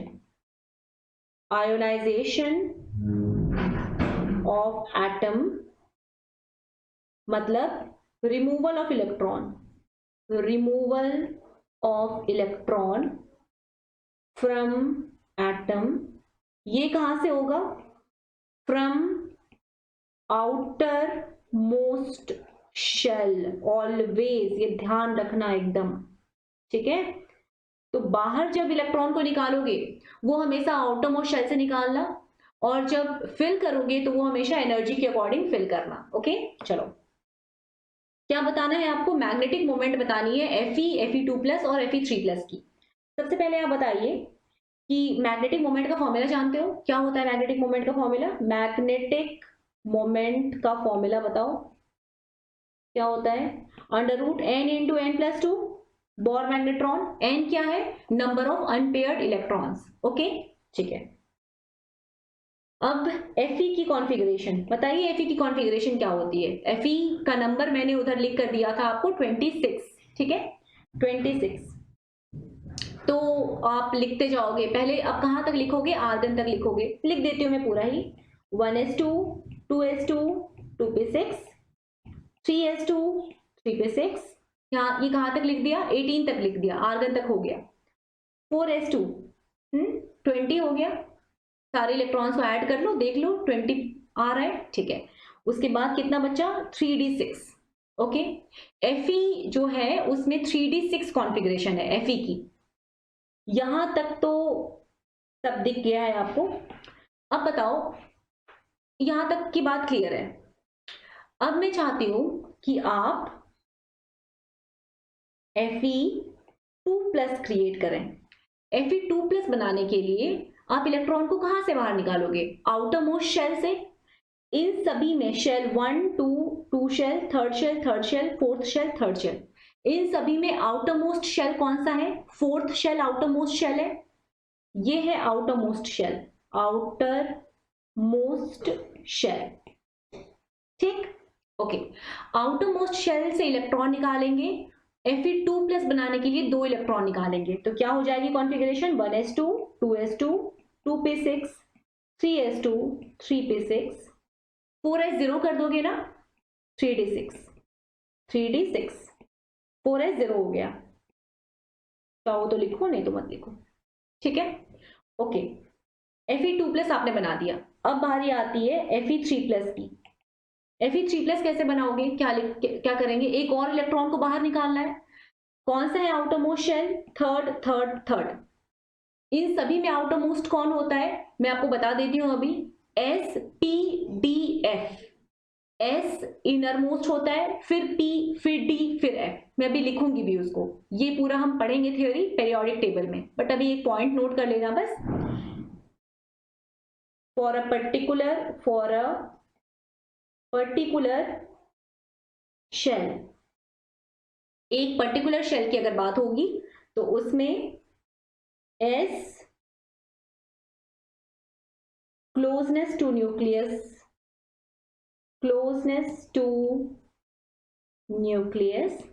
S की ज्यादा है, फिर दूर है P, फिर और दूर है D, और दूर है F। अगर मान लो हम बात करते हैं फोर्थ शेल की, तो 4s 4p 4d 4f में न्यूक्लियस के ज्यादा नजदीक कौन है, 4s, ठीक है। एग्जाम्पल, 4s ज्यादा क्लोज है न्यूक्लियस के, followed by 4p, followed by 4d, followed by 4f। Okay, चलो SPDF ध्यान रखना। अब आउटर मोस्ट कौन बचा है, 3D आउटर मोस्ट बचा है, 333, ये सभी है थर्ड वाले, ये आउटर मोस्ट है। उसमें से भी सबसे ज्यादा आउटर मोस्ट कौन है, 3D। तो 2 इलेक्ट्रॉन तो आप पहले ही निकाल चुके हैं, अब एक और इलेक्ट्रॉन को निकालना है, उसको भी निकाल दीजिए। 1s2 2s2 2p6 3s2 3p6 3d5। Okay, configuration आपने लिख लिया। अब बारी आती है मैग्नेटिक मोमेंट के लिए आपको चाहिए होगा नंबर ऑफ अनपेयर्ड इलेक्ट्रॉन्स। बताओ 1s2, इसमें तो दोनों इलेक्ट्रॉन एक ही शेल में एक ही ऑर्बिटल में प्रेजेंट है, पूरे कंप्लीट फिल्ड है। 2s2 completely filled, 2p6 completely filled, 3s2 s में मैक्सिमम 2 हो सकता है, फिल्ड है। 3p6 p में मैक्सिमम 6 हो सकता है, कंप्लीटली फिल्ड है, ठीक है। तो 4s2 s में मैक्सिमम कितना हो सकता है, 2 हो सकता है, कंप्लीटली फिल्ड है। तो ये जो 3D है, इसमें मैक्सिमम कितना हो सकता है, 10 हो सकता है, लेकिन अभी आपको कितना दिख रहा है, सिर्फ 6 दिख रहा है ना। इट मींस D के लिए आप ड्रॉ कर लो, D के लिए आप ड्रॉ कर लो, यहीं पर आपको अनपेयर्ड मिलेगा, क्योंकि ये कंप्लीटली फिल्ड नहीं है। जो कंप्लीटली फिल्ड है वहां तो पेयरिंग होकर कंप्लीटली इलेक्ट्रॉन फिल्ड है एक ऑर्बिटल में, ठीक है। 3D को फिल कर लेते हैं, 1 2 3 4 5, 6 इलेक्ट्रॉन को भरना है। 1 इलेक्ट्रॉन, 2 इलेक्ट्रॉन, 3 इलेक्ट्रॉन, 4 5, और ये 6th electron. Okay, unpaired electrons कितने आ गए, n इज इक्वल टू कितना हो गया, 4 अनपेयर्ड इलेक्ट्रॉन्स कितने आए, 4, ठीक है। तो hertz rule of maximum multiplicity लगाकर आप ये चेक कर रहे हो अनपेयर्ड इलेक्ट्रॉन्स कितने आ रहे हैं। फाइन, यहां पर भी देखिए 2 2 पेयर्ड p6 मतलब पूरा पूरा paired, s2 paired, p6 paired, 3d6 4s तो 0 ही हो गया है, 3d6 में फिर से देखो, 3d6 में वही वाली बात होगी जो पहले बात थी, वहां पर भी 3d6 था, यहां पर भी 3d6 है। अनपेयर्ड इलेक्ट्रॉन कितना आएगा, 4 आएगा। Okay, now coming to Fe3+, ये पेयर्ड 6 है, मतलब पूरे पूरे पेयर्ड हैं। 2p6 का मतलब क्या होता है बच्चा, 3 ऑर्बिटल है, उसमें 6 इलेक्ट्रॉन प्रेजेंट है, सभी कंप्लीटली पेयर्ड है। ये भी पेयर्ड। अब 3d5 रह गया, 3d5 को देखो, 3d5 1 2 3 4 5, ये 3d5 है। फिल कैसे करोगे, 1 2 3 4 5, ठीक है। ऐसा तो नहीं करोगे ना कि पहले ही भर दिया 2, फिर 2 भर दिया, फिर 1, बाकी 2 खाली रख दिया, ऐसा तो नहीं करना है। पहले सभी को सिंगली फिल करना है, क्योंकि ये सभी 3D के हैं, D के ऑर्बिटल हैं। तो 3D के ऑर्बिटल जितने भी रहेंगे उन सभी की एनर्जी तो बराबर होगी, क्योंकि n प्लस l इन सभी में कितना आएगा, 3 प्लस D, 3 प्लस D के लिए कितना वैल्यू, 2। ओके, तो फिल करो, अब कैसे फिल कर दिया आपने, 3d5, n की वैल्यू कितनी आई, 5, ठीक है। तो Fe और Fe2+ में, इन दोनों में n कितना रखा गया है, 4 आया, और Fe3+ में कितना n आया, 5। मैग्नेटिक मोमेंट कैसे निकालोगे, मैग्नेटिक मोमेंट कैसे निकालेंगे हम, √n into n+2 bore magnetron, 4 into 6 √24 bore magnetron. ठीक है, यहां पर क्या करोगे, √5 into 7 that is √35 bore magnetron. Okay, कोई दिक्कत नहीं है। तो इन सारे पॉइंट्स को ध्यान से समझो, क्वेश्चन प्रैक्टिस करो। ओके, इलेक्ट्रॉनिक कॉन्फ़िगरेशन को लिखना प्रैक्टिस करना है, और अभी आपके लिए केवल 30 इलेक्ट्रॉनिक कॉन्फ़िगरेशन को लिखना समझना। ठीक है, ओके।